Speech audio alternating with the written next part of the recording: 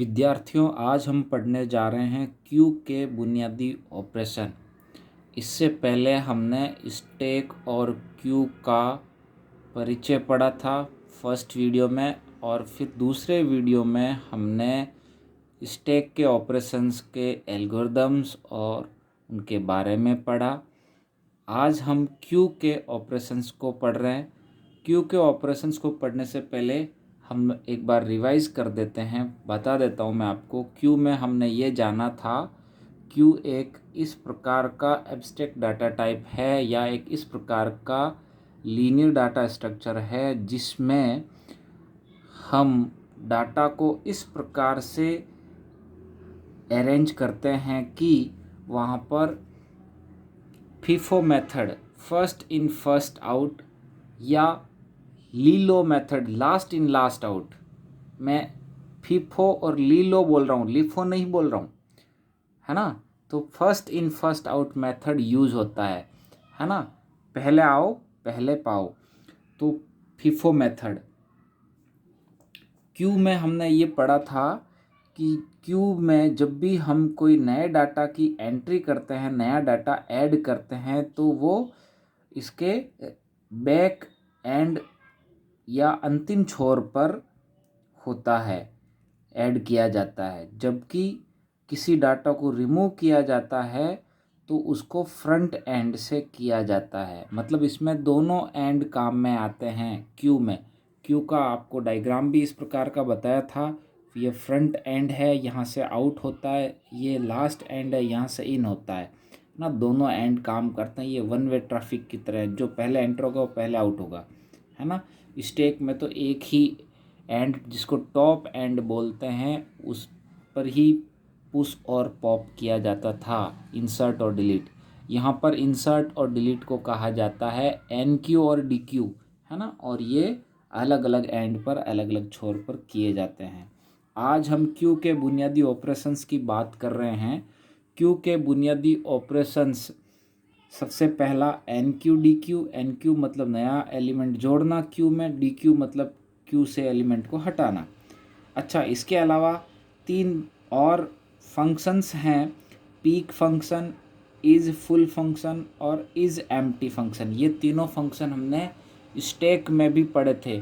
वो सेम नाम से और सेम टाइप के प्रवृत्ति के ये तीन फंक्शन हैं जो क्यू में भी होते हैं। इनका नाम है peek function, is full function और is empty function. Peek function भी यहाँ पर क्यू से शीर्ष डाटा तत्व को बिना हटाए प्राप्त करने के लिए काम में आता है ना। मतलब ये जो जहाँ से डाटा आउट होता है, जहाँ से डाटा बाहर निकलेगा, जहाँ से डाटा को जनरली डिलीट किया जाता है, वहाँ से ये हटाएगा नहीं और उसको रीड करने देगा, है ना, पीक। तो क्यू के शीर्ष डाटा का मतलब ये हुआ फ्रंट से डाटा को। फिर है इज़ फुल और इज़ एम्प्टी। तो इज़ फुल ये यही चेक करता है कि क्यू पूरी भर तो नहीं गई है, मतलब ओवरफ्लो वाली कंडीशन यहाँ पर चेक हो जाती है, ओवरफ्लो, है ना। ये कब चेक करते हैं इज़ फुल? जब हम क्यू में कोई नया डाटा ऐड करते हैं। मतलब एन क्यू ऑपरेशन से पहले हमेशा इज़ फुल लगाना चाहिए ताकि ओवरफ्लो का पता चल जाए, है ना। दूसरा है is empty function. Is empty function Q के खाली होने की जांच करता है। मतलब जब भी आप कुछ यहाँ से डी क्यू करोगे, रिमूव करोगे, तो उससे पहले ये चेक करोगे इज़ एम्प्टी फंक्शन, मतलब कहीं खाली तो नहीं है। खाली है तो कैसे आप डी क्यू कर पाओगे? इसको अंडरफ्लो बोलते हैं। तो ओवरफ्लो और अंडरफ्लो ये दो प्रकार की सिचुएशन होती है। इनको चेक करने के लिए ही इज़ एम्प्टी और इज़ फुल, मतलब एन क्यू और डी क्यू के वक्त, एन क्यू के वक्त हम इज़ फुल चेक करते हैं और डी क्यू के वक्त हम इज़ एम्प्टी को चेक करते हैं। तो ये भी तीन इनबिल्ट फंक्शन यहाँ पर वो सेम है। अब कुछ इनके एल्गोरिदम्स और सी प्रोग्राम्स को यहाँ पर बता रखा है। पीक फंक्शन जो है उसका algorithm, begin procedure peak, last में लिखा हुआ एंड प्रोसीजर, और इसमें है रिटर्न क्यू फ्रंट, है ना। तो फ्रंट वाले पॉइंट पोजीशन से क्यू में से एलिमेंट को रीड किया जा रहा है, उसको रिटर्न किया जा रहा है ना। तो ये सिंपल 3 लाइन का एक एल्गोरिदम है इसका, किसका, पीक का। फिर है इसका सी इम्प्लीमेंटेशन कैसे होगा, तो सी में एक इनबिल्ट पीक फंक्शन होगा, है ना, वो कॉल होगा, वो रिटर्न कर देगा, और क्या रिटर्न करेगा, क्यू का फ्रंट वाला एलिमेंट। तो ये छोटा सा एक फंक्शन होता है। अब बात करते हैं नेक्स्ट पीक के बाद इज फुल की। तो इज फुल क्या है,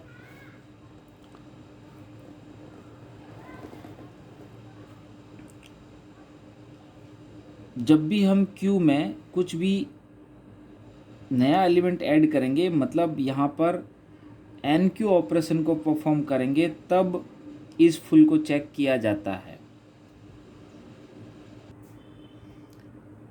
तो यह इस फुल हम इसी चीज़ को चेक करने के लिए लगाते हैं कि कहीं क्यू पहले से फुल तो नहीं है। अगर पहले से फुल है तो ओवरफ्लो हो जाएगा, तो हम एन क्यू मतलब एलिमेंट को ऐड कैसे कर पाएंगे क्यू में। तो इस फुल फंक्शन केवल रियर पॉइंटर को चेक करता है क्यू में एक एरे के केस में कि वह मैक्स साइज़ के बराबर है या नहीं है। अगर वो बराबर है तो वो वहाँ पर स्टॉप कर देता है, भले ही वो फ्रंट वाले एलिमेंट धीरे धीरे रिमूव हो गए हैं तो भी, है ना।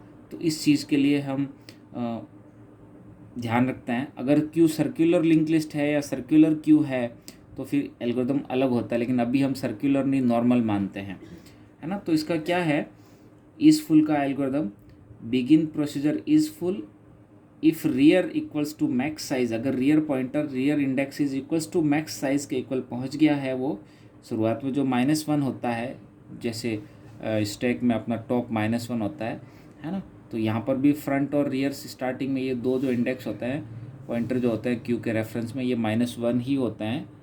तो जब ये बढ़ते बढ़ते बढ़ते मैक्स, ये रियर मैक्स साइज के इक्वल आ गया है, that is stack is full. तो इसको हम कहेंगे ट्रू रिटर्न, है ना, इस फंक्शन ट्रू रिटर्न का। एल्स फॉल्स रिटर्न हो जाएगा, एनडी फॉर एंड प्रोसीजर, किसका, इस फुल का। तो ये इस फुल का एल्गोरिदम है, बुक में दे रखा है। फिर आता है इसका सी इम्प्लीमेंटेशन। इसका सी फंक्शन कैसा होगा, तो वही होगा इस फुल, जिसका रिटर्न टाइप एक लॉजिकल वैल्यू है येस और नो, इसलिए इसका बूल हो गया return type. Then if rear equals to max size -1, है ना, देन मैक्स साइज मतलब इंडेक्सिंग एक कम होता है ना, max size -1, then return true else return false. तो ये इसका सी फंक्शन हो गया। फिर आता है is empty function. Is empty function भी यहाँ पर अंडरफ्लो की कंडीशन चेक करता है। जब अपन डी क्यू करते हैं तो begin procedure is empty is if front is less than मिन। अगर आपका फ्रंट जो है मिन से, मिन जो शुरुआत में -1 होता है ना, तो अगर या 0 कह दो, तो उससे लेस देन है, या फ्रंट आपका इंक्रीज होते होते ग्रेटर देन से भी आगे चला गया, ये front is greater than rear, है ना। क्या होता है कि जब अपन फ्रंट से एलिमेंट को डिलीट करते जा रहे तो फ्रंट इंक्रीज होता है, तो एक केस वो आ जाएगा कि फ्रंट आपका ग्रेटर देन हो जाएगा।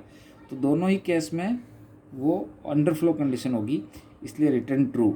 अगर इफ़ ऐसा है तो else false, end if end procedure.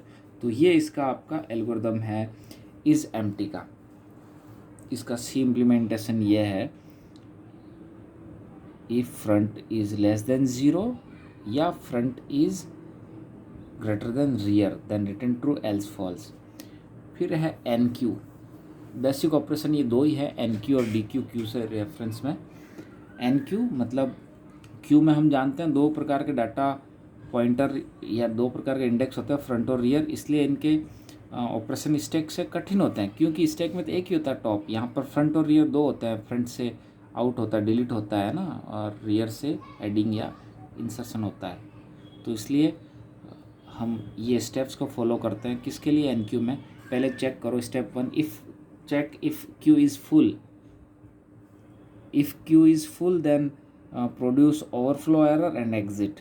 Otherwise step 3, अगर नॉट फुल है तो रियर पॉइंटर को इंक्रीमेंट करो नेक्स्ट पॉइंट के लिए एंड डाटा ऐड कीजिए, add the data to the queue location and where rear is pointed and return success. तो ये इसका ऑपरेशन को लिखा गया है स्टेप्स में।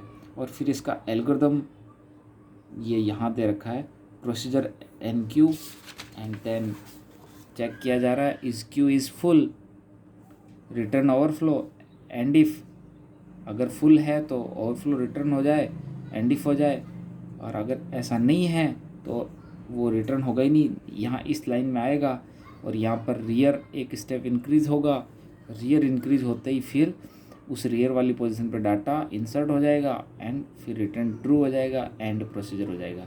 तो ये इसका एल्गोरिदम सी इम्प्लीमेंटेशन इसका ये रहा। क्या है, एक डाटा मिलता है, उस डाटा को ये ऐड करेगा, तो उससे पहले इज़ फुल चेक करेगा, इज़ फुल अगर ट्रू दे रहा है तो रिटर्न हो जाएगा, अगर ट्रू नहीं दे रहा है तो फिर इस लाइन में आएगा और रियर इंक्रीज होकर रियर वाली पोजीशन पर डाटा ऐड होकर रिटर्न 1 हो जाएगा। ये इस तरह से एंड प्रोसीजर। तो ये इसका सी प्रोग्राम है। सेम नेक्स्ट इसका दूसरा बेसिक ऑपरेशन है जिसका नाम है डी क्यू। डी क्यू एक क्यू से डाटा एलिमेंट्स को रिमूव करने के लिए काम आता है, और डी क्यू हमेशा रियर एंड पे, बैक एंड पर परफॉर्म किया जाता है।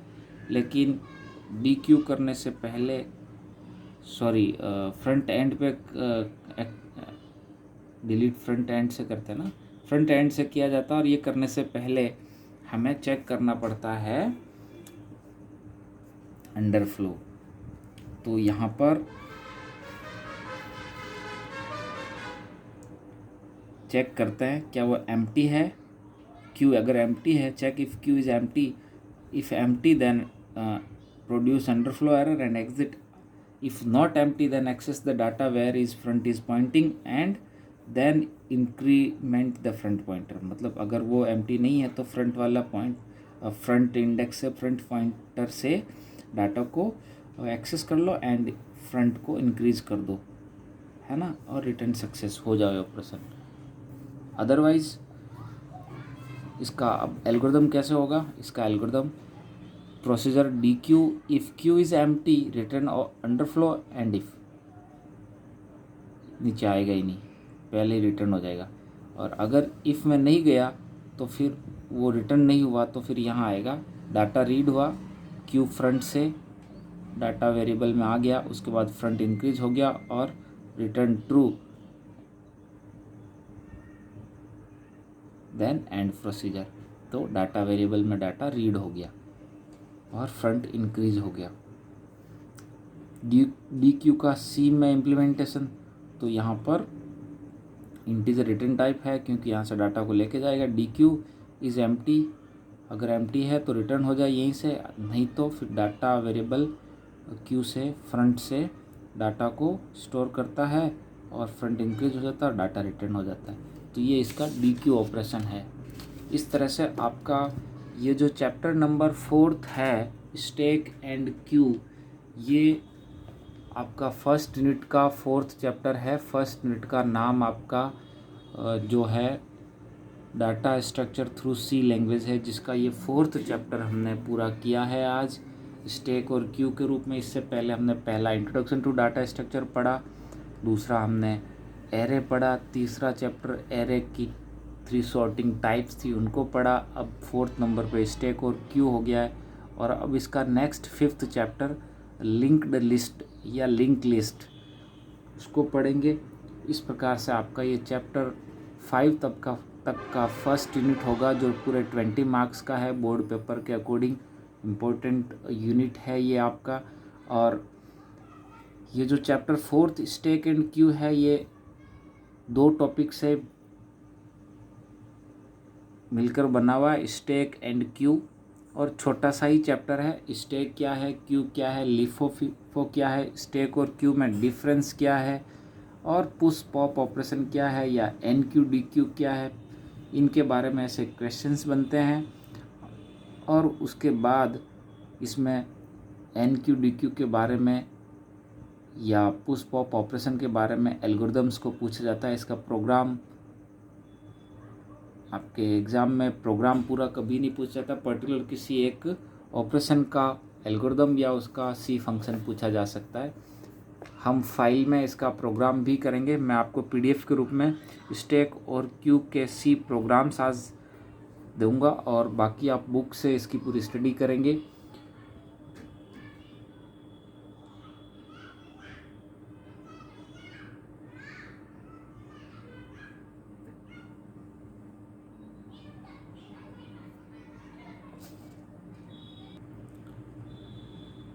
दो टर्म्स यहाँ पर और काम में लिए जाते हैं स्टैक और क्यू से, ब्रेड्थ फर्स्ट सर्च या ट्रैवल।